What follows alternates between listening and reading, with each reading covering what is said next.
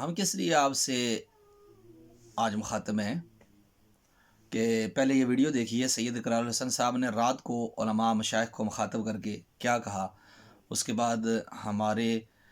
ضمیر نے ہمیں کہا کہ ہم اپنا موقف ضرور بیان کریں. اپنے 2 نمبر کے دھندے کو نہ صرف چھپانے کی کوشش کرتا ہے بلکہ لوگوں کی زندگی کو خطرے میں ڈالنے سے بھی باز نہیں آتا. بار بار استعمال کرتا ہے مذہب کا, بار بار استعمال کرتا ہے دین کا. تو میری علماء سے, مشائخ سے, پاکستان کے صحافیوں سے, پاکستان کے عوام سے درخواست ہے, خدا کے واسطے اقرار الحسن کے لیے آگے مت آئیے, ٹیم سریام کے لیے بھی آواز بلند مت کریں, دین اسلام کی خاطر آگے بڑھیے, ختم نبوت کے اصل مقصد کو بچانے کی خاطر اپنا کردار ادا کیجیے. اور جو شخص خاموش رہے گا تاریخ کے اس اہم ترین دوراہے پر, تاریخ اسے کبھی معاف نہیں کرے گی. میں پہلے بھی کہہ چکا ہوں کہ امت آپ کو کبھی معاف نہیں کرے گی. یہ معاملہ میرا نہیں ہے, یہ میری ہار یا جیت کا نہیں ہے. پوری دنیا نے آج لکھا کہ ایک شخص کس طرح سے اپنے فراڈ کو, اپنے ڈرامے کو, اپنے ڈھونگ کو, اپنے ٹرکس کو چھپانے کے لیے ختم نبوت کے نعرے لگا رہا تھا, گندے اور غلیظ اشارے کر رہا تھا, جو خود کو اللہ کا ولی کہتا ہے. لیکن آپ سب جانتے ہیں کہ وہ اپنی ویڈیوز میں خود کو اللہ کا ولی کہتے رہے. آج کم سے کم ہم نے ان کے منہ سے یہ بات نکلوا دی کہ جی میں اللہ کا ولی نہیں, اور ظاہر ولی والی ان کے. بسم اللہ الرحمن الرحیم. احباب ذی قدر, سید اقرار الحسن اور حق خطیب صاحب کے درمیان جو کچھ دنوں سے یہ کیلوں کے حوالے سے, زنجیروں کے حوالے سے یا دیگر معاملات کے حوالے سے جو گفتگو چل رہی تھی, اس میں ہم دانستہ طور پہ خاموش تھے. دوستوں نے کافی کال کر کے بھی کہا, اور پھر رات کو سید اقرار الحسن صاحب جب واپس وہاں سے لوٹے تو انہوں نے علماء کو مخاطب کر کے کہا کہ علماء کو میدان عمل میں آنا چاہیے, یہ بندہ یہ کر رہا ہے, وہ کر رہا ہے, اس طرح. تو آپ کے سامنے ہم بھی چند گزارشات پیش کرتے ہیں. ایک تو سید اقرار الحسن صاحب کے حوالے سے کہ آپ کل وہاں کلر سیدن تشریف لائے, اور پھر وہاں پہ آپ کی جو گفتگو تھی وہ بھی ہم نے سنی, اور واپس آ کے جو گفتگو تھی وہ بھی سنی. وہاں جانے سے پہلے, وہاں جانے کے بعد ان کی عدم موجودگی میں آپ کی ٹون ہم نے افینسو دیکھی کہ خطیب یہ ہے, وہ ہے, ایسا بندہ, وہ ٹھگ ہے, نوسرباد ہے, اس طرح کے جو ختم نبوت کے نعرے کے پیچھے چھپتا ہے, اس طرح کے آپ کے الفاظ تھے. لیکن جب آپ وہاں پر تھے تو حضرت قبلہ تشریف لائیں, آئیں, تو اس طرح کے آپ کے الفاظ تھے. یعنی کہ منہ پر تو آپ کے الفاظ بڑے ادب والے تھے, لیکن جو ہی پیٹھ پیچھے آپ کی گفتگو ہم نے سنی تو وہ گفتگو آپ کی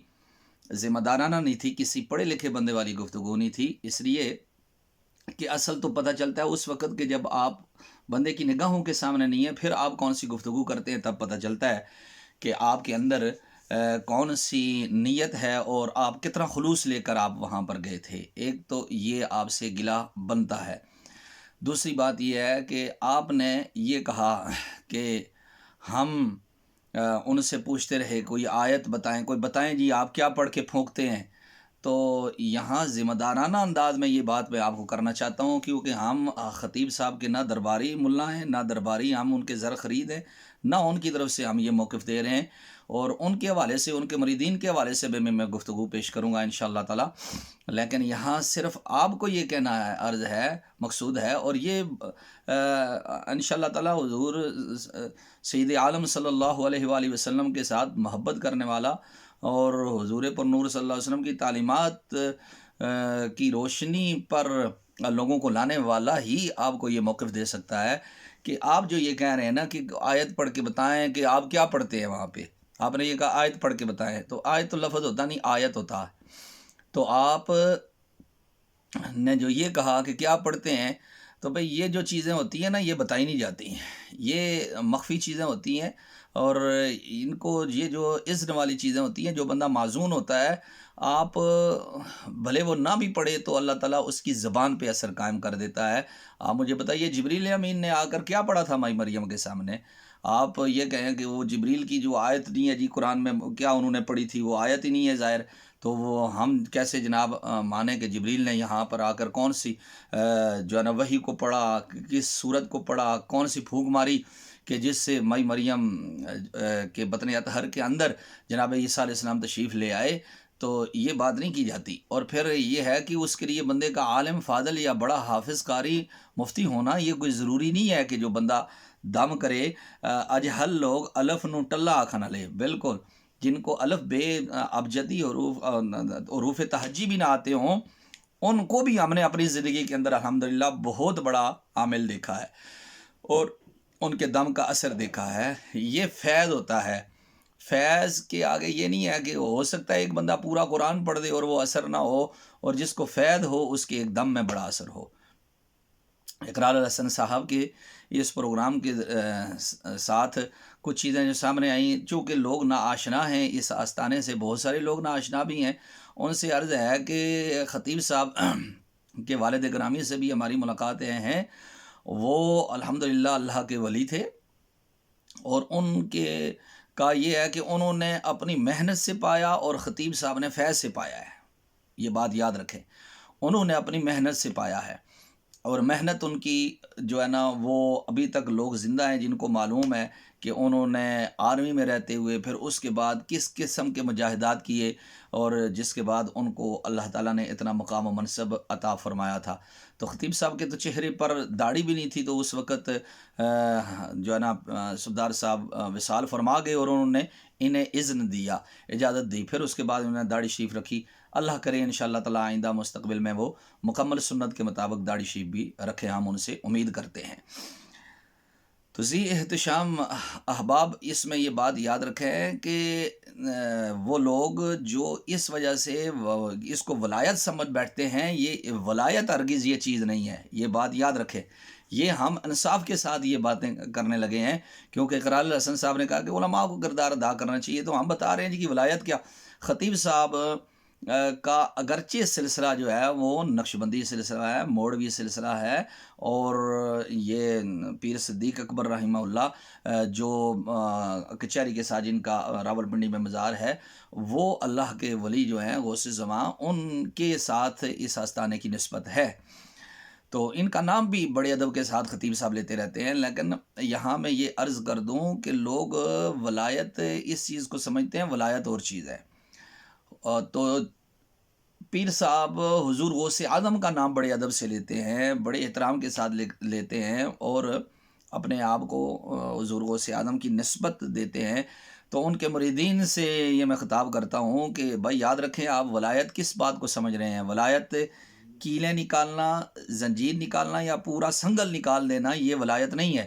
بلکہ حضور سیدنا غوث اعظم عبد القادر جیلانی رضی اللہ تعالیٰ عنہ آپ ارشاد فرماتے ہیں کہ کوئی بندہ ہواؤں میں پرواز کر رہا ہو اور نماز پڑھ رہا ہو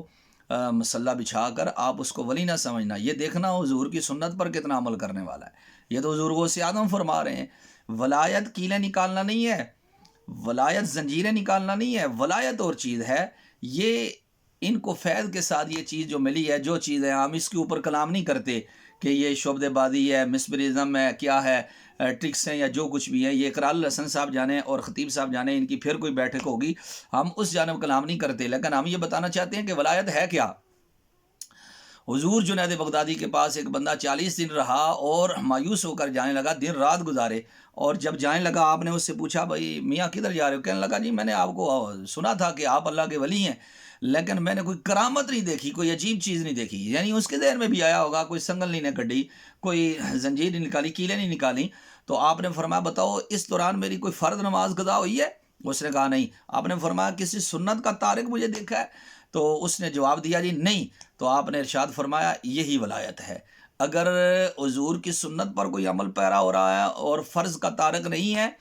تو ولایت اسی کو کہتے ہیں۔ اب دیکھیے یہ چیزیں جو ہے، یہ خطیب صاحب کے والد گرامی کے پیر و مرشد کیا ارشاد فرماتے ہیں؟ آپ فرماتے ہیں، یہ پیر صدیق اکبر رحمہ اللہ نے یہ متعدد بار یہ جملے ارشاد فرمائے، اور اس کے راوی کئی بندے مجھے ملے ہیں جنہوں نے یہ بات بتائی۔ پیر صاحب یہ فرمایا کرتے تھے، اور یہ جس وقت 2001 میں نے وہاں پر ایبٹ آباد پیر صاحب کے استانے پر میں نے مسلح سنایا، وہاں پر ماہ رمضان میں تراویحیں پڑھائیں، تو اس وقت وہاں جو موجود تھے ان سے کئی بندوں سے میں نے یہ روایت سنی کہ پیر صاحب یہ فرمایا کرتے تھے، جب آپ سے پوچھا جاتا کہ ولایت کیا ہے، انہوں نے یہ ارشاد فرمایا کہ جہاں 84 میں پیر سید لال شاہ رحمہ اللہ بیٹھتے تھے، اور یہ یاد رکھیں کہ یہ سید لال شاہ اور سید فدا حسین یہ سنی تھے، یہ بزرگ الحمدللہ۔ پیر سید لال شاہ رحمہ اللہ جہاں پر بیٹھتے تھے، آپ کے کچھ ہی کلومیٹر دور اسی جنگل میں، ساتھ پرے جنگل میں ایک ہندو سادھو بیٹھتا تھا، اور پیر صدیق اکبر رحمہ اللہ صوفی عبد الغنی الملقب بہی پیر صدیق اکبر رحمہ اللہ، جن کو موڑے والے سرکار نے یہ لقب دیا تھا، پیر نذیر اکبر رحمہ اللہ نے صدیق اکبر کا لقب دیا تھا، اور انہوں نے کہا تھا تمہاری پرواز مجھ سے بھی اونچی ہے۔ اور وہ ارشاد فرماتے ہیں کہ جہاں بابا لال شاہ سراسی میں بیٹھتے تھے، اس سے چند کلومیٹر 2 کلومیٹر دور ایک ہندو سادھو بیٹھتا تھا۔ اب لال شاہ بادشاہ سرکار ان کے بارے میں یہ مشہور ہے کہ لوگ آتے تھے تو آپ بتا دیا کرتے تھے، احوال بیان کرنے کی ضرورت نہیں ہوتی تھی، اس لیے کہ اللہ کے جواسیس القلوب اولیاء اللہ کو کہا گیا ہے کہ دلوں کے جاسوس ہوتے ہیں، دلوں میں پھرنے والی باتوں کو جان لیتے ہیں اللہ کی عطا سے، یعنی تو آپ معلوم کر لیا کرتے تھے۔ علماء کے سامنے زبان کی مشہور ہے کہ علماء کے سامنے زبان کی حفاظت کیجیے، بادشاہوں کے سامنے نگاہ کی حفاظت کیجیے، اور اولیاء کرام کے سامنے دلوں کی حفاظت کیجیے، یہ جواسیس القلوب ہوتے ہیں۔ تو آپ بتا دیا کرتے تھے۔ پیر صدیق اکبر رحمہ اللہ لوگوں سے کہا کرتے تھے کہ جہاں بابا لال شاہ بیٹھتے تھے تو 2 کلومیٹر دور جو ہندو سادھو بیٹھتا تھا، وہ بھی اسی طرح لوگوں کو بتا دیا کرتا تھا کہ تم کیا گھر میں رکھ کر آئے ہو، کیا راستے میں چھپا کر، اور راستے میں تم کیا باتیں کر رہے تھے، تمہاری کیا خواہش تھی کہ آج جا کے ہم کیا کھائیں، یہ ساری چیزیں بتا۔ تو آپ فرماتے تھے کیا یہ وہ پھر ہندو سادھو بھی ولی تھا؟ کیا اس کو بھی آپ ولی مانیں گے؟ اور ایک بات یاد رکھیں، جس کو اللہ تعالیٰ نے ولایت عطا فرمائی، اس نے ساری زندگی ولایت کا دعویٰ ہی نہیں کیا ہے۔ وہ کوئی چیز اگر اس سے ظاہر ہوتی تو وہ کبھی آگے سے یہ نہیں کہتا کہ جی یہ ولایت ہے، میں ولی ہوں۔ پیر دستگیر سیدنا عبد القادر جیلانی رضی اللہ تعالیٰ عنہ کے بارے میں کیا یہ مشہور نہیں ہے؟ شیخ سعدی شیرازی رحمہ اللہ نے اس کو رقم کیا ہے کہ کعبہ شریف کے غلاف کو پکڑ کر زار و قطار رو رہے تھے اور فرما رہے تھے کہ یا اللہ قیامت کے دن میرا حساب نہیں لینا، اور اگر تو نے حساب میرا لینا ہی ہے تو مجھے اندھا کر کے اٹھانا، میں تیرے حبیب کا کیسے سامنا کروں گا، تیرے شان جلالت کا کیسے سامنا کروں گا۔ یہ ولیوں کے سردار کی عاجزی کا یہ عالم ہے۔ تو یہ جو ہے اپنے آپ کو ہمیشہ گرا کر رکھتے ہیں، جو اعلیٰ ظرف ہوتے ہیں ہمیشہ جھک کے ملتے ہیں، سراہی سرنگوں ہو کر برا کرتی ہے پیمانہ۔